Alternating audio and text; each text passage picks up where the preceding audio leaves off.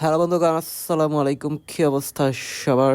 আমি আজকে আসছি বিনা দাওয়াতে একটা বিয়ে খাওয়ার জন্য, কিন্তু ভিতরে ঢুকে দেখি যে এই বিয়ার সেন্টারটাকে মার্কেট হিসেবে ভাড়া দেওয়া হয়েছে। তো আমরা যেহেতু মার্কেটে আসলাম, কেন একটু ঘোরাঘুরি করা যাক, কাপড় ঠাপুর দেখা যাক, লেটস খাও। ভিতরে ঢুকে চোখে পড়লো এসকালেটর বন্ধ থাকায় দুজন ব্যক্তি তার সামনে দাঁড়িয়ে মানববন্ধন করছে। আমি ভিডিও করছি, তা দেখে ভদ্র সোনামণিরা সুন্দরভাবে পোজ দিয়ে দাঁড়িয়ে আছে। মার্কেটে ঘোরার মেন উদ্দেশ্য হচ্ছে আমার কুলের ভাগ্নির জন্য একটা জামা কেনা। তো তার মা তার জন্য সুন্দর সুন্দর জামা দেখতেছে এবং চুজ করতেছে কোনটা নিবে কোনটা না, কোনটা নিবে কোনটা না, কোনটা নিবে কোনটা না। ভাগ্নির মা জামা চুজ করতে করতে পাগল হয়ে যাচ্ছে, আর আমি আমার বাথরুমের জুতা পরে পুরো মার্কেটে টই টই টই টই করে ঘুরতেছি। হাঁটতে হাঁটতে হঠাৎ আমার চোখে পড়লো এই আপুদের উপর, যাদের একজনেরও মাথায় কেল্লা ছিল না, যেটা আমার কাছে অনেক ভয়ঙ্কর লাগছিল। হাঁটতে হাঁটতে খেয়াল করলাম যে আমার বাথরুমের জুতা দেখে কিছু বাচ্চারা আমার দিদাকে হাসতেছে।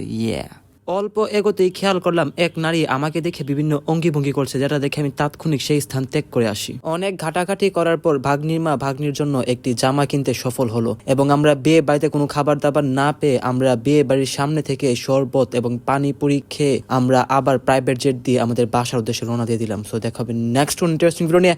টাটা।